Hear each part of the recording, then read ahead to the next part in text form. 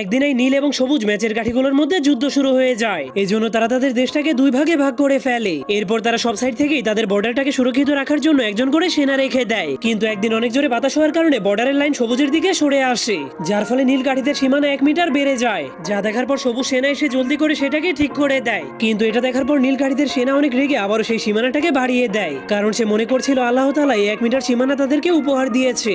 এজন্য সে অনেক রেগে সেই সীমানাটাকে নেওয়ার জন্য সবুজ কাঠিটার সাথে লড়াই করতে করতে তার কোমর ভেঙে দেয়, যার কারণে সবুজ কাঠিটা নিজের জীবন বাঁচানোর জন্য হামাগুড়ি দিয়ে সেখান থেকে পালাতে শুরু করে দেয়। তখন এই সুযোগটাকে কাজে লাগিয়ে নীল কাঠিটা তাদের সীমানাকে আরো 3 মিটার বাড়িয়ে দেয়। ঠিক তখনই সবুজ সেনাবাহিনীরা এসে তাকে মেরে ফেলে। এরপর নিজেদের সীমানাকে 20 মিটার বাড়িয়ে দেয়। এজন্য নীল সেনাবাহিনীর অনেক বড় একটা দল এসে তাদের উপর আক্রমণ করে দেয়, যার ফলে তাদের দুই দলের মধ্যে ভয়ঙ্কর একটা যুদ্ধ শুরু হয়ে যায়। ঠিক তখন একটা নীল সৈনিক ভয়ঙ্কর একটা মেশিন গান দিয়ে তাদেরকে উড়িয়ে দিতে শুরু করে। এজন্য সবুজ সেনাবাহিনীর একটা ট্যাঙ্কের মাধ্যমে তাদের সবাইকে পিষে ফেলতে শুরু করে। কিন্তু তখনই নীল সৈনিকেরা ব্যারিকেড